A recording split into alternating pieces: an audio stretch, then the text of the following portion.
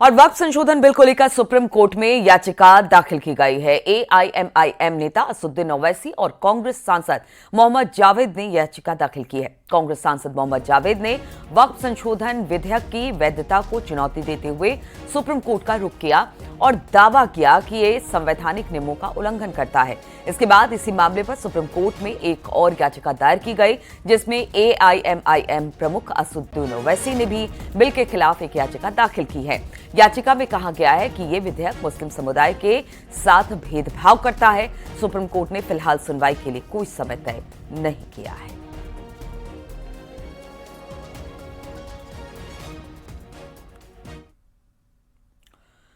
और बिहार के बाद अब उत्तर प्रदेश में वक्फ बिल को लेकर बगावत शुरू हो गई है। आरएलडी के प्रदेश महासचिव शाहजेब रिजवी ने पार्टी से इस्तीफा दे दिया। उन्होंने एक वीडियो जारी कर ये घोषणा की और पार्टी अध्यक्ष जयंत चौधरी पर तीखे हमले किए और कहा कि वो भटक चुके हैं। शाहजेब रिजवी ने कहा कि मुसलमानों ने पूरे दिल से जयंत चौधरी को समर्थन दिया, लेकिन उन्होंने समुदाय के साथ न्याय नहीं किया। जो कानून बन रहा है वक्फ का, उसमें जयंत चौधरी साहब ने अपनी सहमति जताई। मैं बड़े मन से कह रहा हूं, जो सेकुलरिज्म की बात करते थे, आज मुसलमानों की बदौलत यहां तक पहुंचे, आज सरकारों में बैठे हैं। आज मुसलमानों ने अपने आप को ठगा महसूस किया, क्योंकि बहुत ऐसी चीजें हैं। सेकुलरिज्म की बात करना बहुत आसान है, जब वोट का टाइम आएगा बहुत ऐसी पार्टी जो सेकुलरिज्म की बात करते हैं, मुसलमानों की बात करते हैं, लेकिन जब मुसलमानों को जरूरत होती है इनकी, आज मुसलमानों की जरूरत थी इनकी, जो मुसलमानों के खिलाफ ही कानून बन रहा है, तो इनको डिसीजन जो लेना था वो सोच समझ करके डिसीजन। मुझे बड़ा दुख पहुंचा है और बड़े मन से कह रहा हूं, क्योंकि कहीं ना कहीं मुसलमान आपको अपनी आंखों का तारा समझ बैठे थे और मुसलमान के दिमाग में कई चीजें थी। खासतौर से पश्चिम उत्तर प्रदेश के अंदर 10 विधायक बने आपकी पार्टी के। लोकसभा में मुस्लिमों को सोच समझकर मौका देने वाली मायावती अब मुस्लिमों की लड़ाई में शामिल होने की बात कर रही है। लोकसभा चुनाव में करारी हार के लिए मायावती ने मुस्लिम वोटर्स पर निशाना साधा था, लेकिन अब मायावती ने वक्फ बिल पर खुलकर सरकार का विरोध कर मुस्लिम वोटर्स को रिझाने की कोशिश की है। इसे 2027 के विधानसभा चुनावों की तैयारी के तौर पर देखा जा रहा है। वहीं बीजेपी ने भी मायावती को नसीहत दे दी है।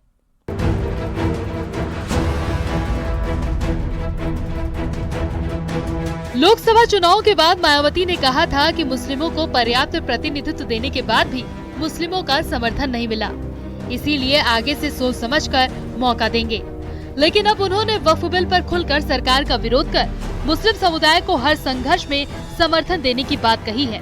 वहीं बीजेपी का कहना है कि वक्त के साथ मायावती की सोच भी इस बिल को लेकर बदल जाएगी। तो मैं यही कह सकता हूँ आपके माध्यम से कि इस जब से बिल आया है तब से लेकर के सारी चीज़ों को देखेंगे, तब मुझे लगता है कि बहन जी का फिर आने वाले टाइम में जवाब बदल जाएगा कि और वास्तव में जब आम मुसलमान से बात करेंगे और मुसलमान इसके लिए भाजपा के लिए, माने मोदी जी के लिए हृदय से दुआएं देंगे। राजनीति के जानकार मानते हैं कि मायावती का ये बदला रुख मुस्लिम समुदाय को अपनी ओर करने की कोशिश हो सकता है। इसे आगामी विधानसभा चुनाव की तैयारी के तौर पर देखा जा रहा है। तो मुस्लिमों का बीएसपी से अलग हो जाना निश्चित तौर पे बसपा की कमजोरी रही। अब मायावती को लग रहा है कि मुस्लिमों ये जो वक्फ बोर्ड बिल पास किया गया है उसमें शायद मुसलमानों को रिझाने का प्रयास किया जाए और फिर मुसलमान उनके साथ उनके मंच पे खड़े हो सकते। माना जा रहा है कि लोकसभा चुनाव के बाद मायावती के बयान से मुस्लिम समुदाय में असंतोष पैदा हो गया था, जिसकी भरपाई के लिए मायावती ने अब वक्फ बिल को हथियार बनाया है। न्यूज़ 18 के लिए ब्यूरो रिपोर्ट।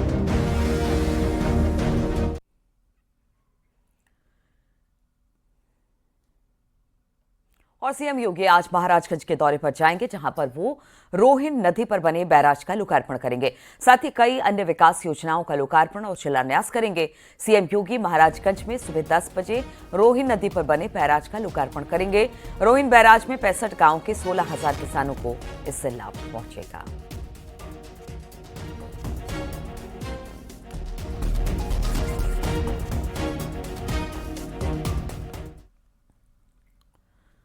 और इसके बाद सीएम योगी गोरखपुर जाएंगे, जहां वो जीडीए की 1,642 करोड़ रुपए की लागत वाली 107 विकास परियोजनाओं का शिलान्यास और लोकार्पण करेंगे। सीएम योगी गोरखपुर शहर में फेडलेगंज आरकेबी के रिंग रोड का लोकार्पण भी करेंगे और वर्ल्ड क्लास कन्वेंशन सेंटर का शिलान्यास करेंगे।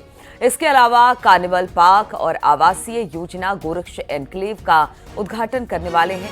साथ ही जीडीए के कुल 107 विकास परियोजनाओं की सौगात आज गोरखपुर वासियों को देने वाले हैं। पैडलगंज आरकेबी रिंग रोड जाम की समस्या का समाधान करने में ये प्रोजेक्ट काफी कारगर होगा।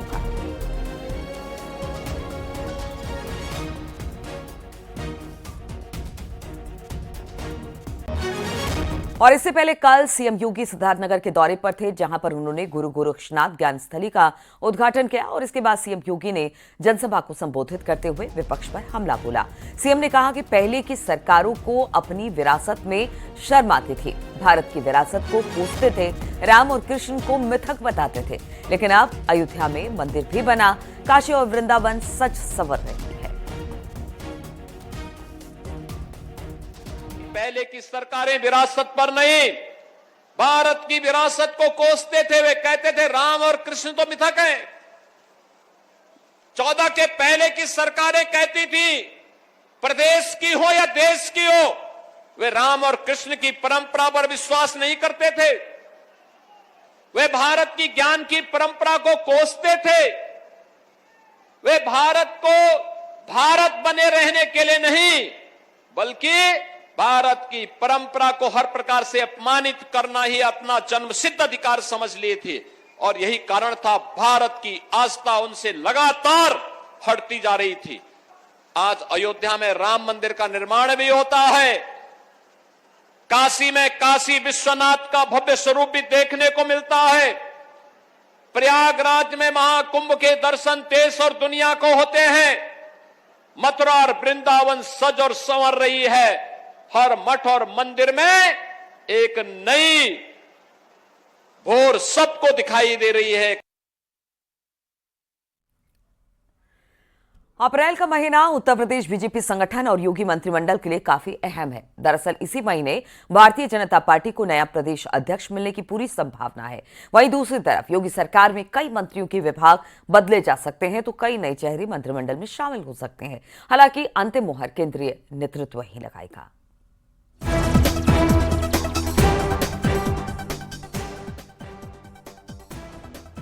अप्रैल का महीना यूपी बीजेपी संगठन और योगी मंत्रिमंडल के लिए काफी अहम है।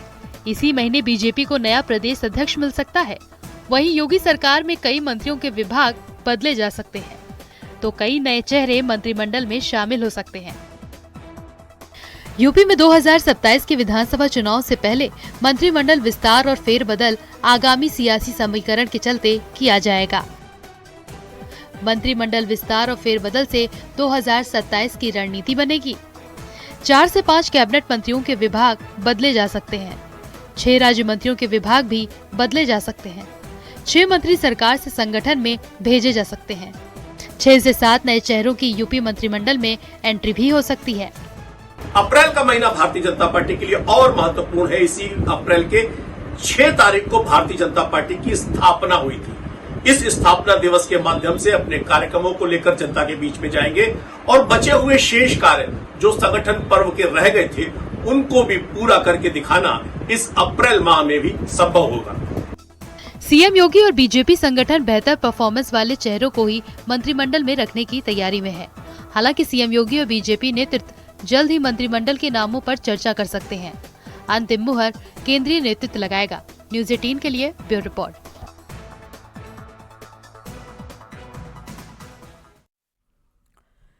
मैनपुरी में ग्राम सभा की जमीन से अवैध कब्जा हटाया गया। बुलडोजर से अवैध कब्जे को गिरा दिया गया।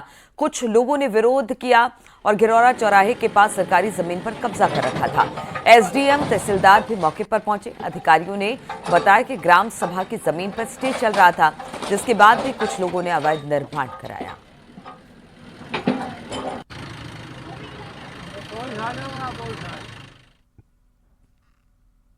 बलिया में खेजूरी गांव में ईडी की टीम ने सुजीत यादव के मकान पर छापेमारी की।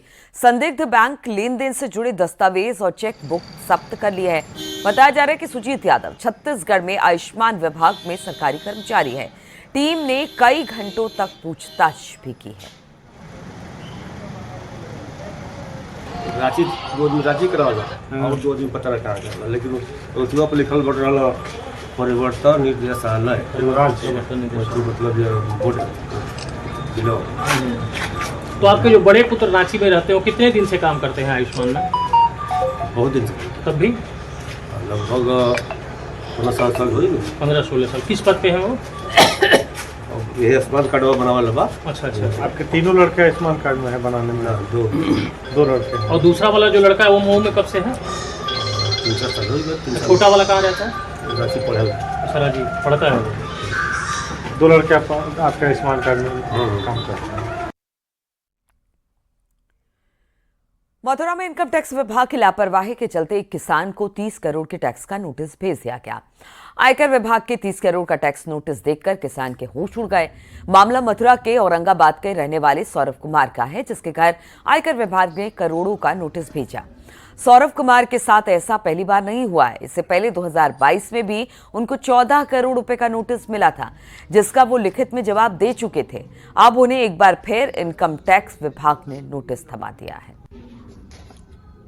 30 करोड़ का नोटिस आया मैडम, मैं तो परेशान हो गया ये देखकर कि 30 करोड़ का नोटिस, जो आज तक मैंने 30 करोड़ आंखों से भी नहीं देखे, तो 30 करोड़ का नोटिस मेरे पास आ रहा है तो मैडम मेरे पे क्या बीती होगी मुझे ही पता है।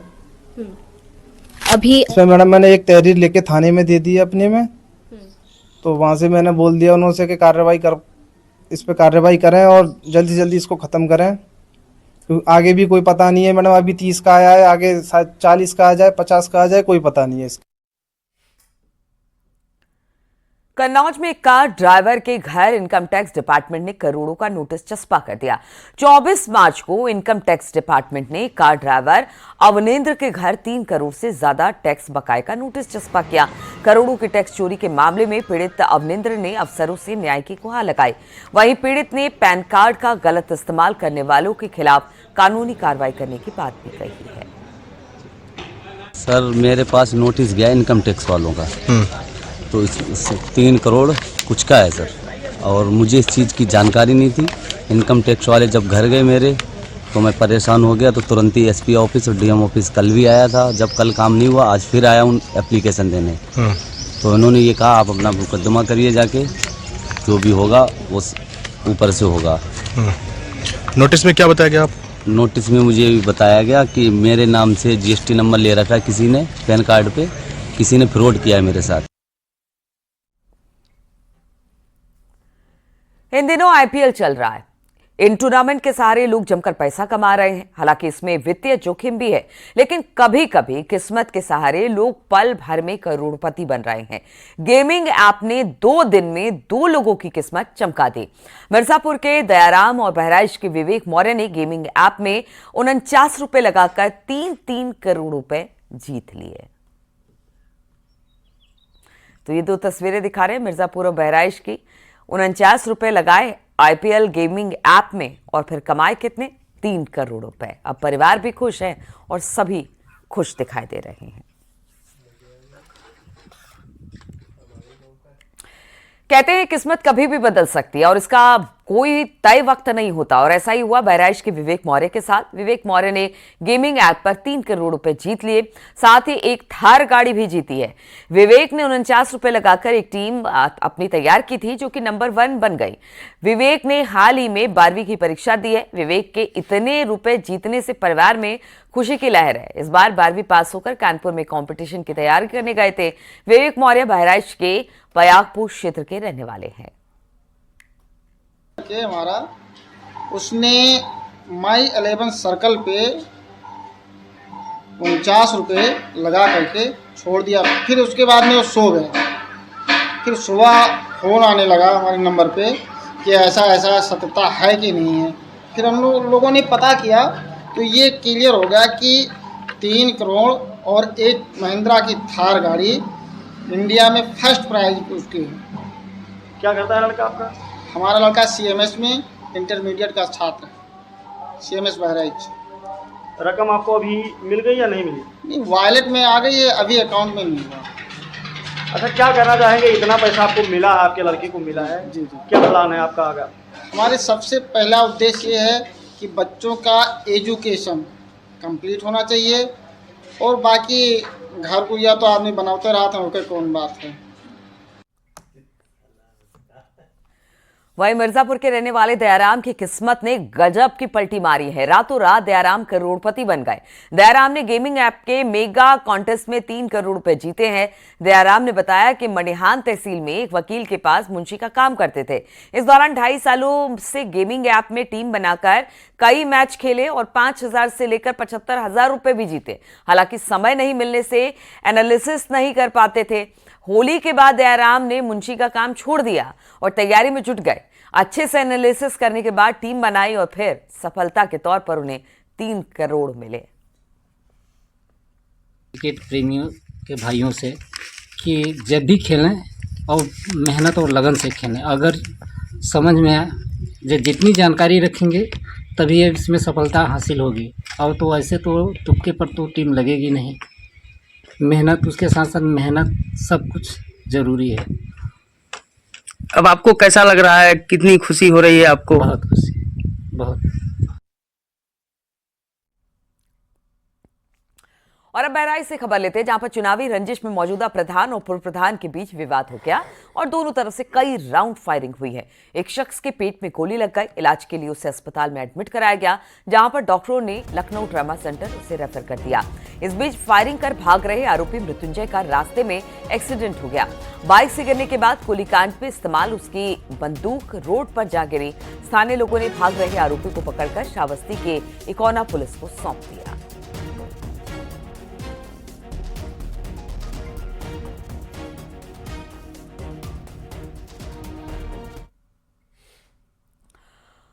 और एक बार फिर से आपको लिए चलते बलरामपुर, जहां पर मुख्यमंत्री योगी आदित्यनाथ रुके हुए थे। आज सुबह किस तरह से हमने आपको तस्वीरें भी दिखाई थी। देवी पाटन मंदिर में पूजा अर्चना की और इस वक्त गौशाला में मुख्यमंत्री पहुंचे हुए हैं। वो तस्वीरें भी हम आपको दिखाएंगे। गौशाला में मुख्यमंत्री गए हैं और अक्सर जब वो देवी पाटन मंदिर जाते हैं तो वहां पर गौशाला है। उस मंदिर प्रांगण के अंदर ही वहां पर गायों की सेवा करते हैं। गौ सेवा करने के बाद दुलारते हैं, पुचकारते हैं। और ये मंदिर का प्रांगण आप देख रहे हैं, जहां पर मुख्यमंत्री सुबह सुबह पहुंचे हैं। आज अष्टमी तिथि है और देवी और शक्ति की आराधना की है मुख्यमंत्री ने सुबह। और इस वक्त गौ सेवा करते हुए मुख्यमंत्री योगी आदित्यनाथ दिखाई दे रही हैं।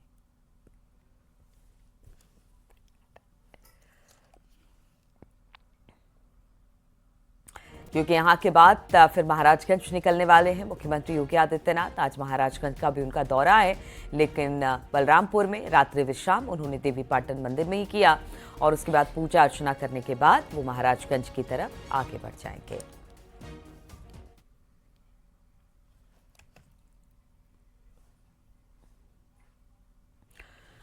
तो इन तमाम खबरों के साथ इस बुलेटिन में फिलहाल इतना ही। रुकेंगे छोटे से ब्रेक के लिए, लौटेंगे उत्तराखंड की खबरों के साथ।